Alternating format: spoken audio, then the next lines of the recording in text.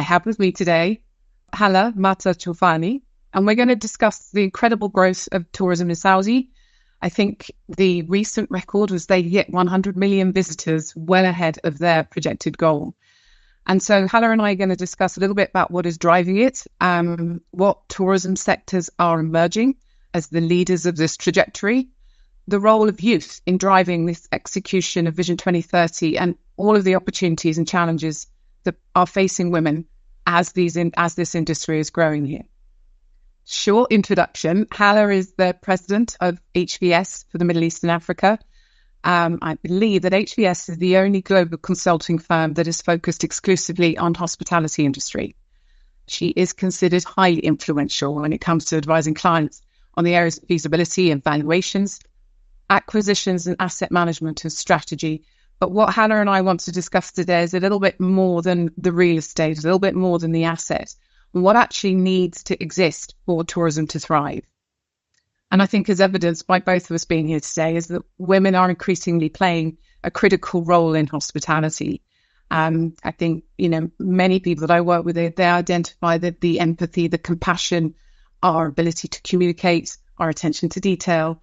And for me, when I look at my team, it's this enriching guest experiences and all of this driving innovation and entrepreneurship.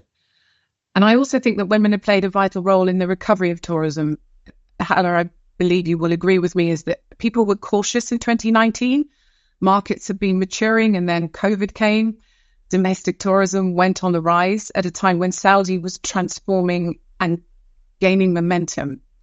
And so if we look at that framework of development through operations right through to exit and being the basis of how you've seen investments being made and valued, but we focus today more on the operational element. And in my world, that is when a render becomes reality. I've seen a very big shift in approach. But Hala, what would you think is driving this shift and these growth in these industry sectors? And what other areas do you see as emerging? Thank you, Rosanna. And pleasure to be here with you today. I mean, actually, this morning we were looking at the 2023 numbers, and we'll just get it out of the way because everyone likes to look at data. And the recovery in this part of the world has been phenomenal. Definitely the UAE and Saudi Arabia. With the focus on Saudi Arabia in particular, I think, as you rightly said, during COVID, there was a lot of the domestic capture of demand. But post-COVID, we are now actually seeing the increased visitation in the key source market, which is religious tourism.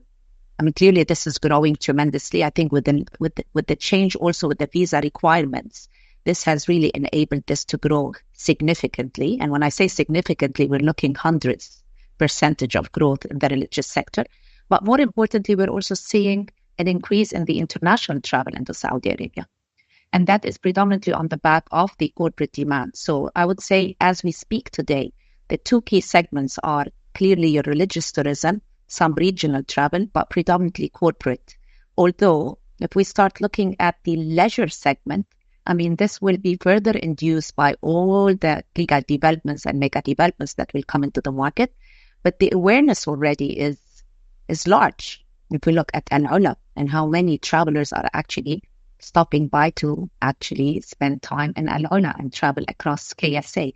So there's a number of different segments which are expected to grow. Some will grow significantly because they start from a low base. But the different demand is there, it exists. And I guess with all the development that is happening, then this is clearly going to drive this demand even more. To your point earlier on, with regards to the, how do you turn renders into projects? And we'll spend a little bit more time talking about that. I mean, clearly during the planning stage, everything looks different.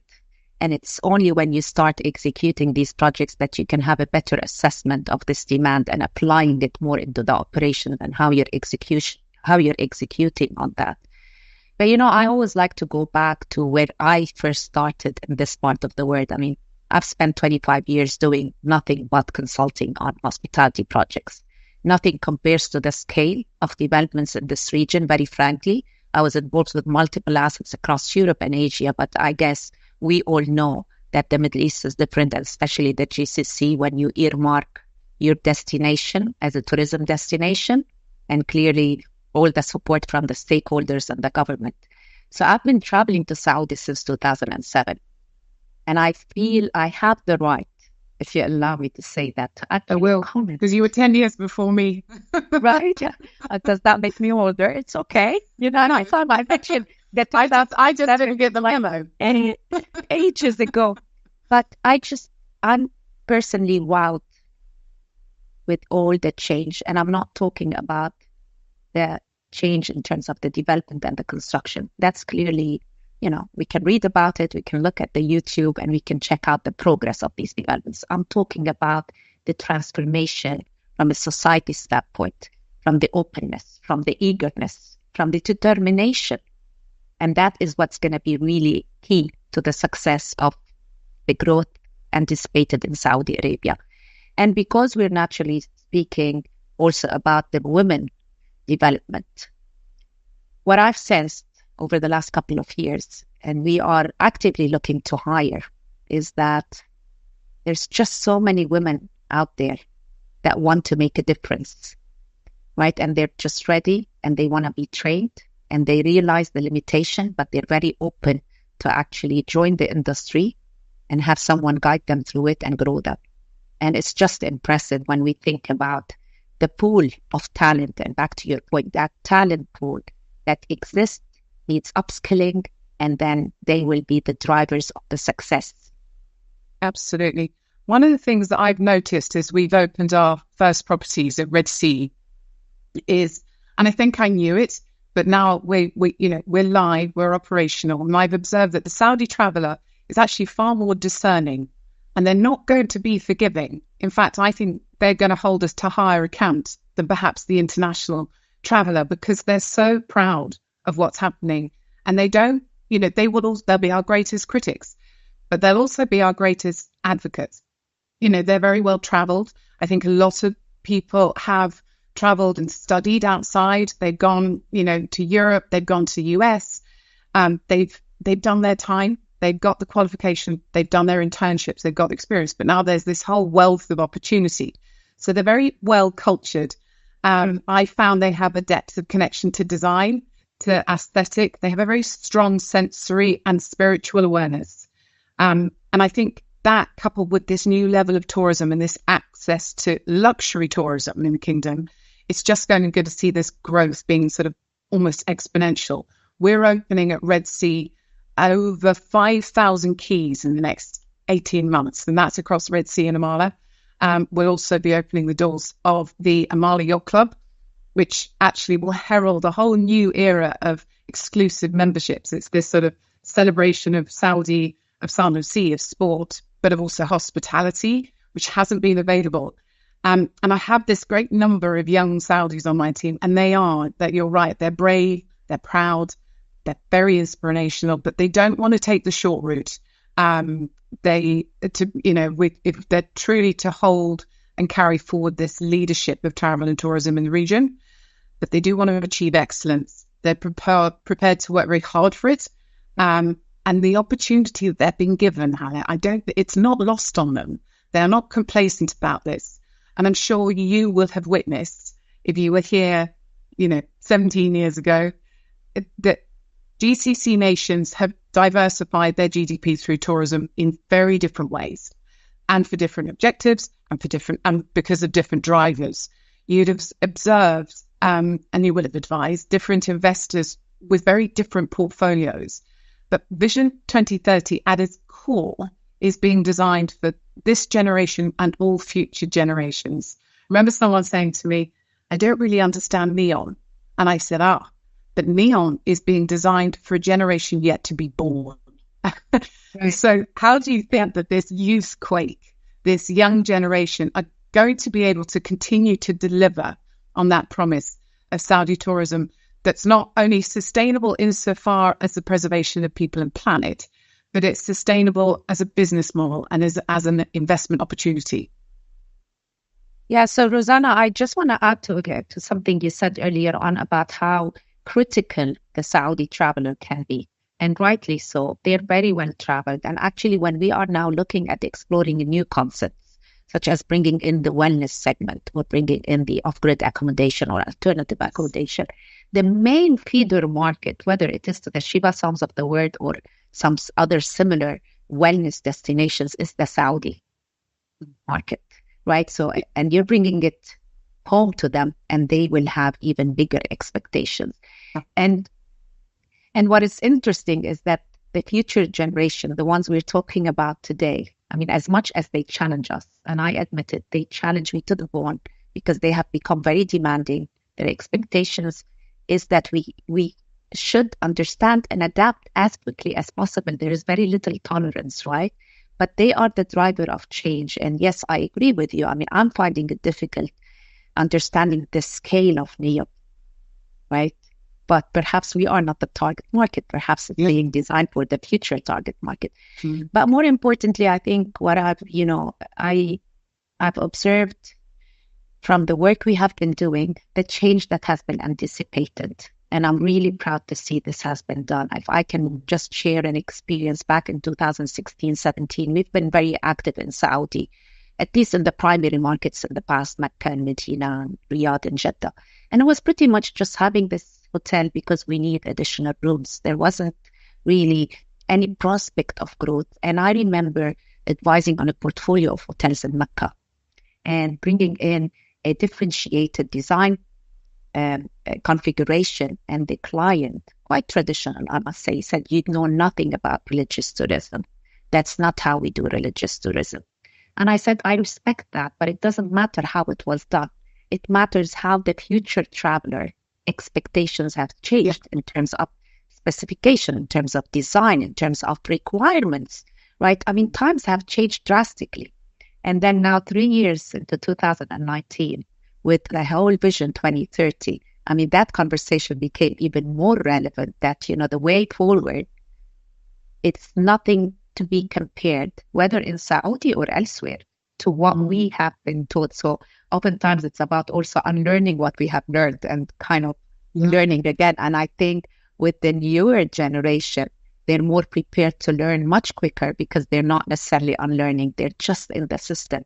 So, I mean, it's something I enjoy, actually, because I think what you're saying is what we're challenged with is future-proofing, which means we cannot just assume or use benchmarks of the past, because actually what Vision 2030 is asking us to do is to set a new benchmark, be the new benchmark, because so much of what we're doing is starting from a blank canvas. And if I think of the scale of our portfolio, data is critical, because really, where is our baseline? We have a critical baseline which is focused on our environment. Everything we do, we're led by the science. We don't just think, pretty island, let's build. We work out whether that's the intelligent, sustainable thing to do, because it might be home to nesting turtles, and it has been their home long before we all thought we had our architectural designs in our mind.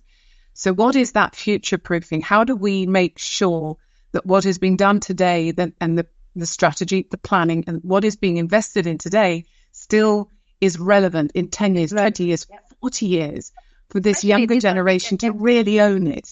Absolutely. And these are big investments. You're locking in so much capital. And we both know how much funding is going into these projects, whether predominantly through the government sector, but the likes of TDF and other funds as well, in supporting this drive in tourism. And it's not just the hotels. Again, I mean, I think when we talk about this segment of tourism, it is the hotels, it is your entertainment, and you probably can speak more to that in what you're doing, the different experiences you're bringing at the Red Sea, and how are you creating that experience. And I think what I find very interesting, and that's probably what is the most relevant also for the future traveler, is around cultural experiences, the word experience and experiential travel, and more importantly, authenticity of the place.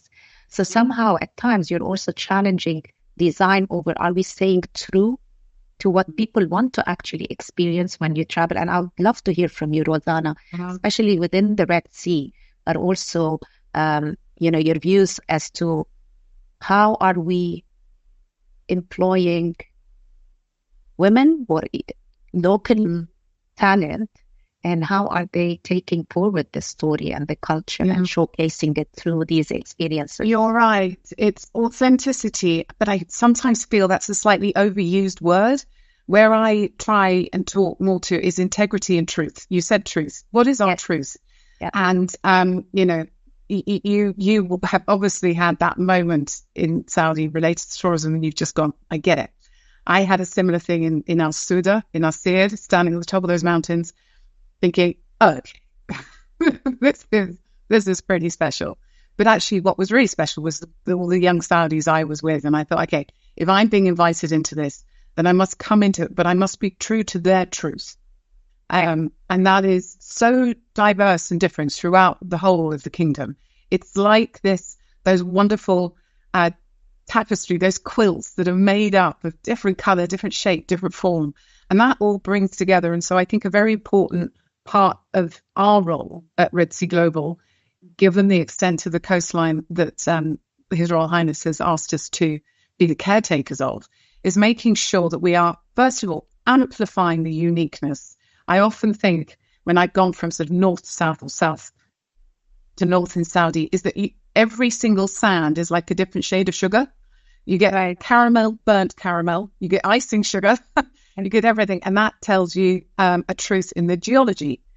And then when you look at the geology, that will tell you what might have been grown there or what is still growing there. And so everything that we do is by default is to focus on what is that area's particular strengths, and are we truly playing to it, as opposed to making assumptions, and then ensuring that there's this diversity of our portfolio. I have I have an operational team at Red Sea within our subsidiary, but we also have the strategy, the brain that sits at Red Sea Global, and we do not have a shortage of applicants for jobs. Male, female, we are 50-50, both in Saudi and international. We're 50-50 in female and male. And what has actually happened, what tourism has done, is it has opened up an enormous amount of other employment opportunities, vocational career-driven opportunities, things that people thought, I don't have a degree, but how do I get involved? Now you can join a much more guest-facing, and that's what the brilliance of hospitality. It's very service-led, which is so profoundly in the DNA of Saudis. I lead on the our commitment to accessible tourism, and it's not a difficult thing because they're so inherently spiritual. It's part of their being is to care for others before themselves, this selflessness. And what hospitality has done is it's opened the door, and the amount of hand raisers we have through our hotel operators and all of the staff they hire, but also all of our operational team at projects. It's overwhelming, but why not? Because of the scale of what Saudi is addressing, these fundamental things that are so legacy cemented in other destinations, we're able to challenge all of those status quos and lift the lid on it. No, absolutely. Yeah, and I agree with you. I mean, because there are certain things you cannot teach, right? And hospitality, as you rightly described it, is at the heart of what the Saudis are. And therefore, they need upskilling in terms of carrying out the job, but not how to do it and not how to extend the warmth and the service. And I mean, I'm very excited. I definitely think some of the challenges that were experienced elsewhere, when you look at such a massive pipeline, perhaps Saudi would not necessarily struggle as much. I mean, in the early days, yes, we all acknowledge the fact that we need to train more and we need to guide them. But in 3 to 5 years' time, you have a pool of actually experienced and talented. I guess this is a question that the industry keeps asking itself, and perhaps every other industry, but more so the hospitality. How do we continue to keep our industry attracted for employment opportunities? Right? I think the challenge is not necessarily finding the talent, but retaining that talent. How do we, as employers, make it even more attractive? I mean, we did speak about the future traveler and future guests, but these are the future employees as well, right? So what are they looking for? They're definitely not going to work the way you, Rosanna, did or the way I did. And there's nothing wrong with how we worked. We're just acknowledging that times are different. And therefore, I think, again, creating this strong culture and endorsing your corporate company culture in line with their culture and value system will become even more important. And perhaps what I'm just raising out here is that how prepared are we as an industry to also acknowledge and deal with the future requirements of our local talent? I think it's one of the things that I'm particularly proud of when we use the expression regenerative, because I think sustainability has been around a lot. I mean, I actually wrote my dissertation on it in 1998, which is going to age me. But that we're still talking about it now would tell me it was never enough. And it's always very, very much spoken to the environment. But I think what I enjoy about regenerative tourism is it's also about the community. There's a strong, strong socio-economic element to it.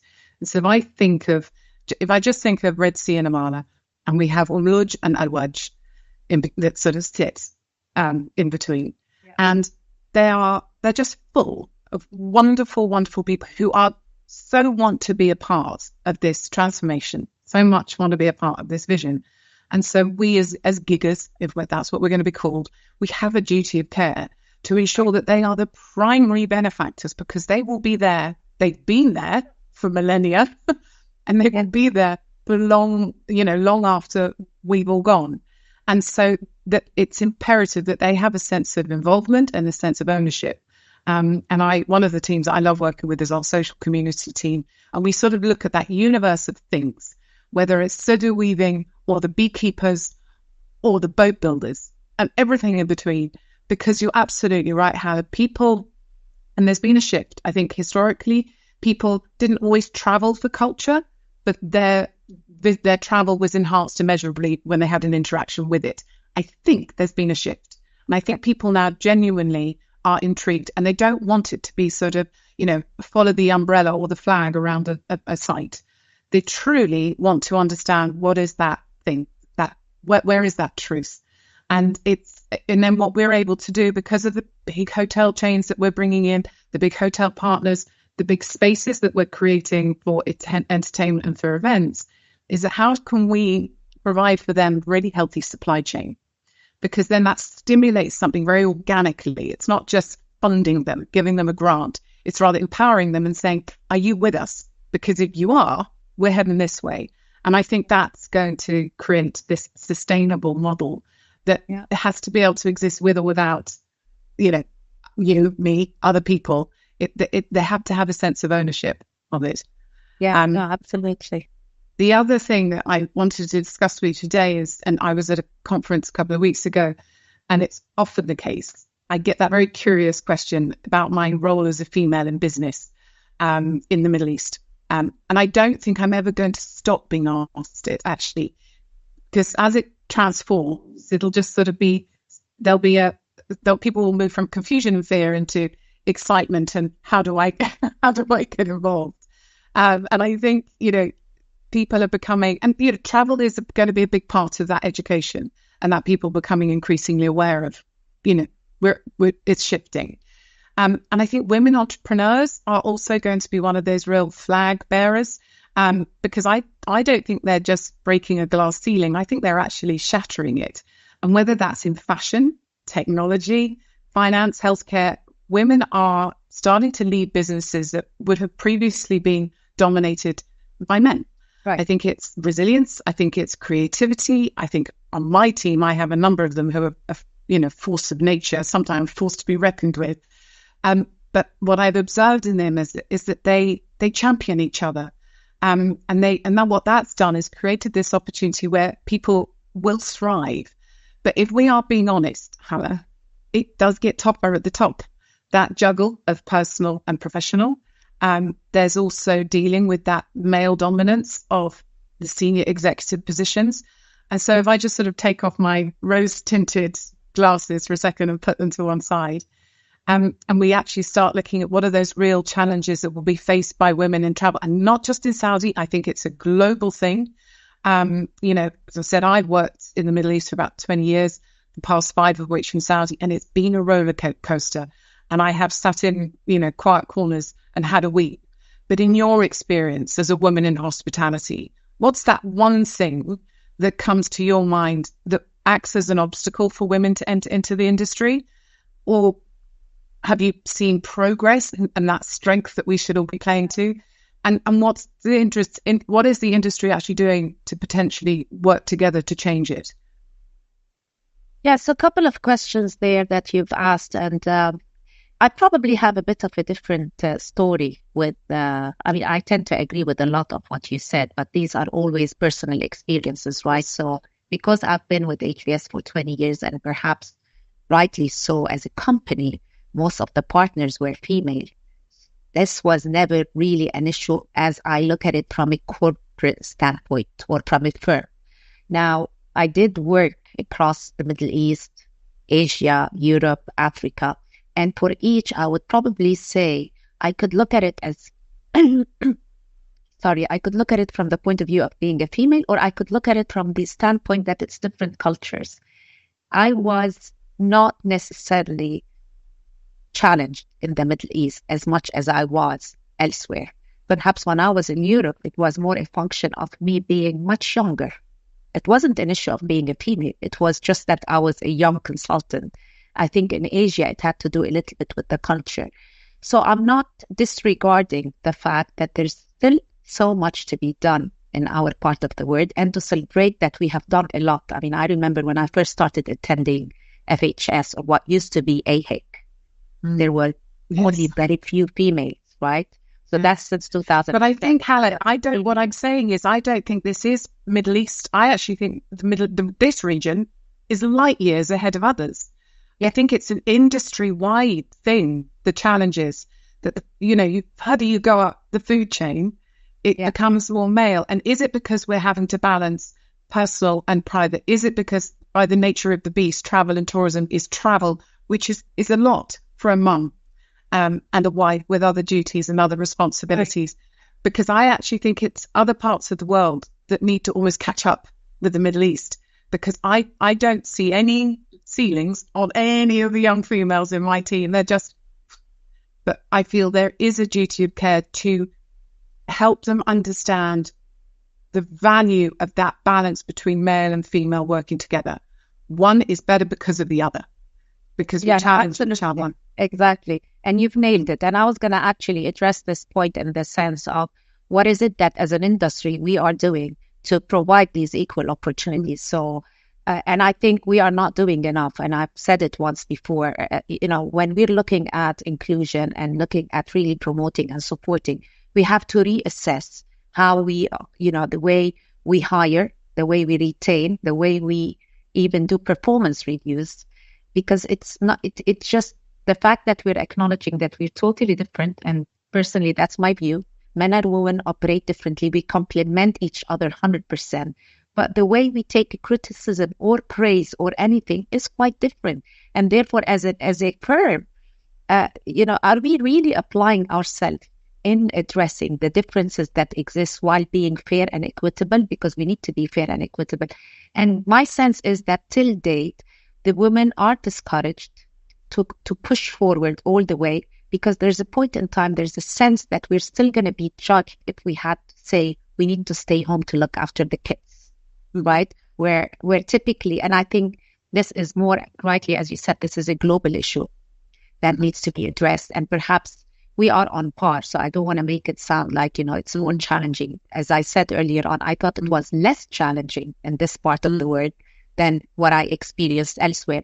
But I definitely think that we need to be doing more to actually encouraging them. I mean, the reality of the matter, having full-time jobs, having a family and a full-time job are two full-time jobs. I mean, I can speak from my own experience. I've raised 3 kids and it's a full-time job. It's doable. Not everyone should pursue that. Again, it's a personal choice. It is doable, but it's great to be working. And this is why I always stress the company culture. It makes a whole difference to work in a company that actually encourages and supports women. Yes. The days I've had to say, I cannot do this trip because I'm needed back home, not for a second I felt I was judged. And that's why I've been here for 20 years. I think this is extremely important. Yeah, you reminded me of an event I was at, and there was young Saudis, Emiratis on the stage, and they were talking. And I was so impressed by how composed they were and how confident, but with a wonderful elegance to it. And as I looked around the room, their fathers and their brothers were in the audience. And I thought, that's it. Yeah. Men have been championing them from the get-go.